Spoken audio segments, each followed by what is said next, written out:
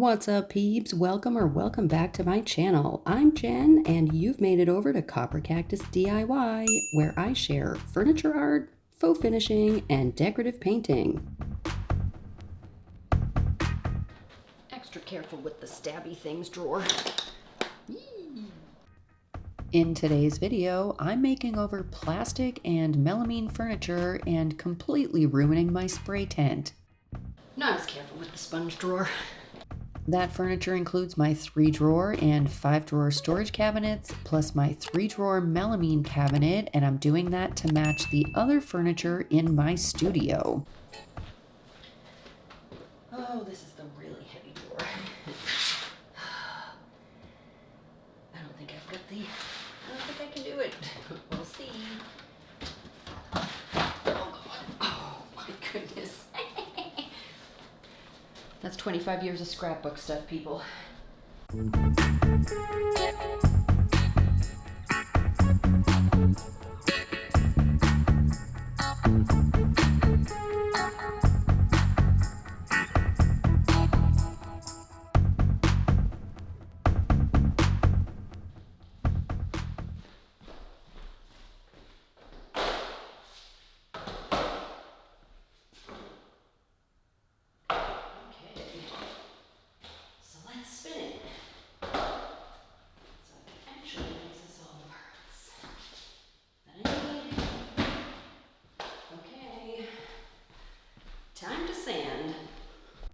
I'm using a 150 grit and my random orbital sander to give a sander clean and a scuff to these cabinets.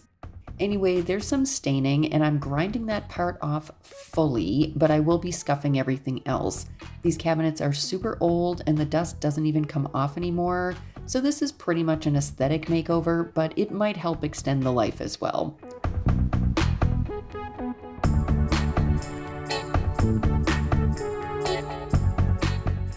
The worst was the top of my taller cabinet.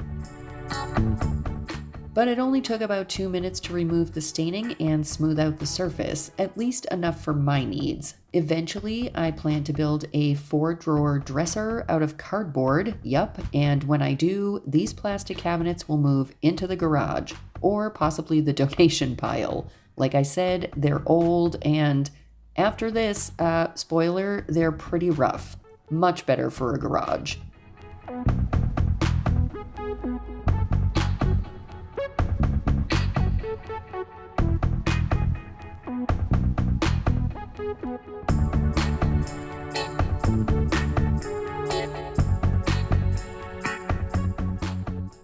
I wiped everything down with a wet rag and left it to dry completely. However, I moved it out of the dust zone because next up, I plan to sand down the melamine cabinet.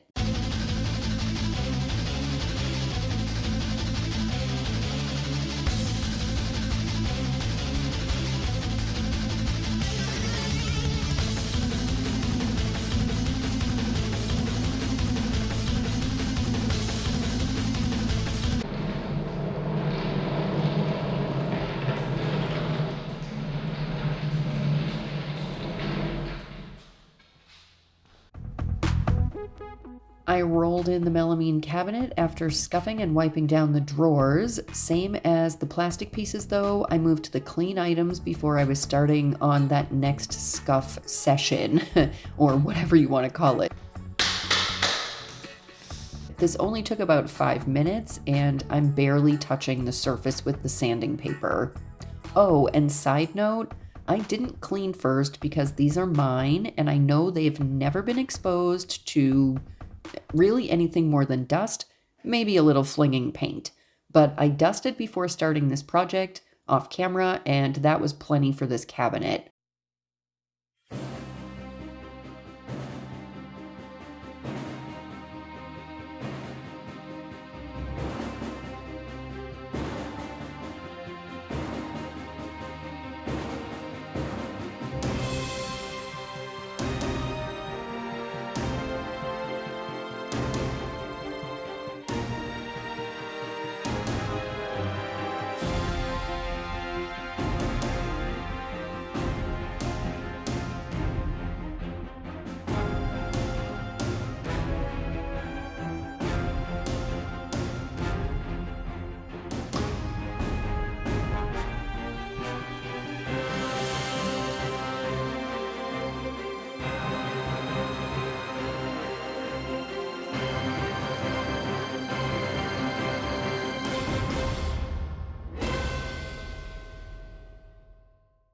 When I finished wiping it down, I left everything to dry for a while.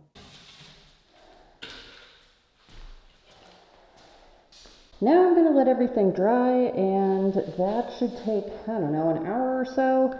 I'm going inside to take off this very constricting mask and ear stuff, get some lunch, and then next thing you're going to see is some spray paint, baby. Ultimately, I'm going to be painting these black, and I want them to be like more of a matte finish, but I only have like a can and a half of black spray paint that bonds to plastic right now, so I'm going to use this purple, which is also a super dark color, and give it kind of a primer coat. This will be super light, but at least it'll be a little bit darker than white, so then when I put the black on, maybe I can get away with just one coat, or like one coat and a light touch. This is a gloss finish, but that's fine. I will just scuff this up slightly before I go in with the black. I may or may not do that on camera. I shook this for about a full minute. I can't really talk after this because I'm going to be in my respirator and my gloves that you can see in there. This screen is getting shut because I'm using this primarily so that I don't get spray paint all over the garage floor of a garage I don't own. So I'm closing myself in, sealing up my face and getting with the spray paint, but this part happened off camera mostly, and I'm going to start with this one. I just came out to check the pieces in the spray tent, and this had fallen out of something when I was setting stuff up, and I just think it's fitting. You know, it's me. Jen, hi. With the primer dry and ready for a recoat, I started on the black spray paint. Sadly, my half can had just about dried out, so it was really getting spitty. I tried to fix it, but denied, which meant I only had one can for both of these pieces. I knew I definitely wouldn't have enough to do 2 full coats, so I did go a bit heavy on coat 1, and I just crossed my fingers that nothing would drip.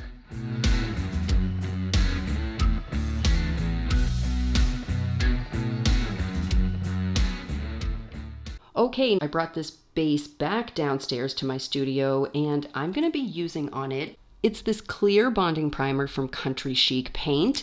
This has a 12-hour cure time, so I want to get on this like right now. Otherwise, it's not going to be able to get painted tomorrow. I'm going to put you into high speed for this though, because you know, it's clear, so that's kind of boring. But now that it's sanded, this stuff worked awesome on my last project I used it on. That was my 10-drawer melamine cabinet. I did some fun colors on that, and I'm gonna mimic those colors on this cabinet as well. And I'm not sure yet, but I might also do some hand painting on this one, but you gotta stick tight to see if I actually do. I just used a somewhat beat up artist brush to apply this everywhere I needed it. I'm not painting inside the drawer cavity or on the back of this piece, so I didn't scuff there or use this product in those areas either. And I used the brush that I did because this stuff is really tough to clean once your bristles get a bit dry. In fact, I tried to keep the product only on the end of the bristles, and I tried to work super quickly so I could get this brush soaking ASAP. This stuff works. I am really happy that I gave it a try. And I'm gonna reach out to Country Chic to see if I can get a discount code for you peeps. Once there is one, hopefully, I will link to this down in the description. While that cured, I got the drawers wrapped in plastic and taped up off camera, then I gave them each a light first coat on the face and edges of this colorful spray paint.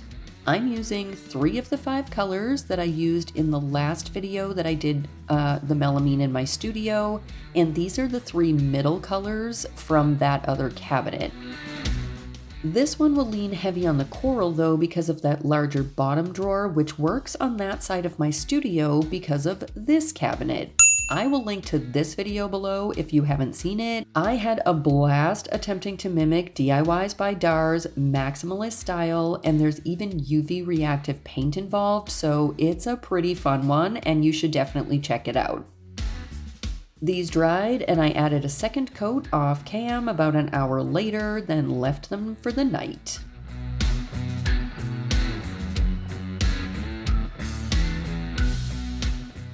For top coat, I'm using a clear matte finish in a spray can.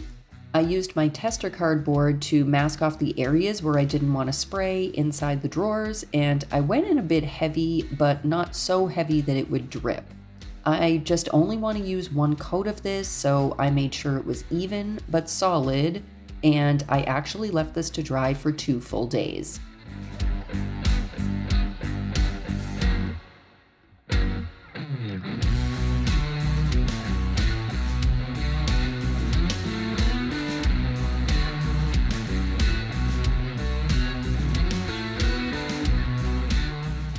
Back on the melamine cabinet, I used a loose roller to apply 2 coats of chalkboard paint in black. This is my favorite black paint, and it has not failed me yet on furniture. I didn't film coat 2, but for a second coverage coat, I like to roll in the perpendicular direction and really smooth out that second coat. However, a funny thing happened while I was rolling on coat 1 in one particular area of this cabinet. I don't think you could see this on camera, and I wanted you to see what happened in the back. Yeah, it looks like snowflakes or I don't know what. I actually put bonding primer back there too. I'm gonna see if it cures down, like if it dries down looking even like this, I'm like fine with that. I'll just leave it. It's sort of like decorative, accidental faux finish. When everything else dries on the melamine tomorrow, I'll come back in and I'll test this. If this never cured or never dried down or whatever, I'll just wipe it back. This could be my actual decorative element on this piece after all. We'll see. But I wanted everybody to see this because it was kind of weird. Actually, I don't know if you can even see let me see if you can see yeah, there we go. Now you can really see what happened. I couldn't have planned that. It's the coolest texture ever. Anyway, probably going to leave that, like I said, and I'll just see tomorrow what it looks like. Now I'm going to let this dry for 24 hours and then come back tomorrow for coat 2. When the cabinet dried to the touch, I moved it out of the way and got cleaning. The number of spider bodies hiding beneath this furniture, yeah, I won't scare you, even though Halloween is just right around the corner. Oh, which reminds me, while I load my stuff back in, I want to take a second to shout out Mara's upcoming challenge, the Eco Challenge. This drops next week, so be sure and subscribe because you won't want to miss my whimsical menagerie. This is going to be such a fun project.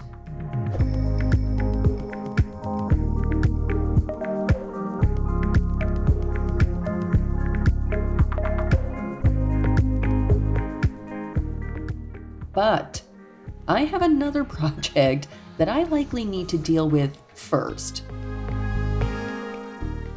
Okay, so that right there, this drawer that you see that is so full that I couldn't actually get this thing back into the thing, I'm gonna actually do this project that's been building for like 25 years. This is so much scrapbook stuff. It's all like notes that the mister left me, ticket stubs, newspapers from the date my nephews were born, life stuff. And that's actually what's in the bottom 2 drawers of this cabinet. I just sat down and I bought myself 10 photo albums that are 40 pages each and sticky and will make this project go so much faster and easier. I am going to do that project before I give you my final video for this room, which is going to be this dresser over here in the corner, and I can't wait for you to see what I'm going to do for this transformation, and it's going to complete my studio. So make sure you're subscribed, do that below somewhere, and get your notifications on because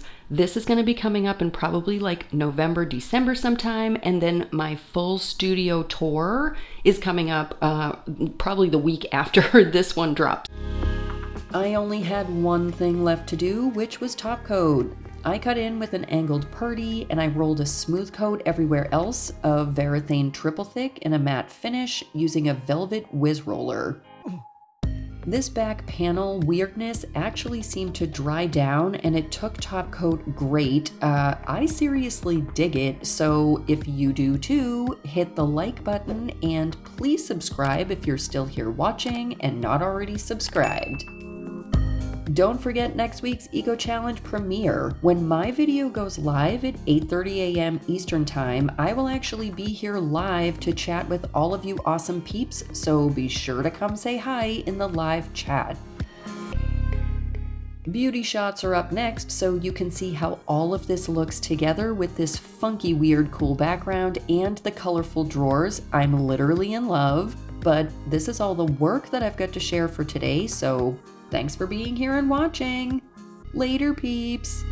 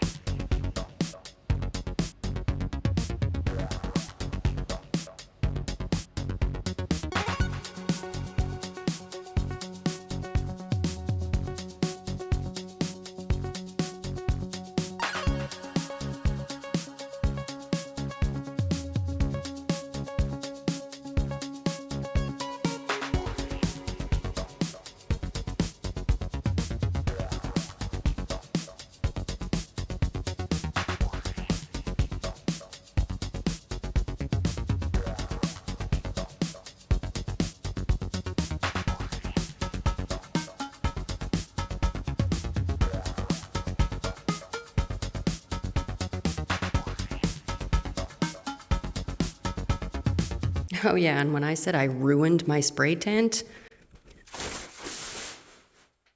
at least I'm gonna let this air out for a while because it's pretty sticky still.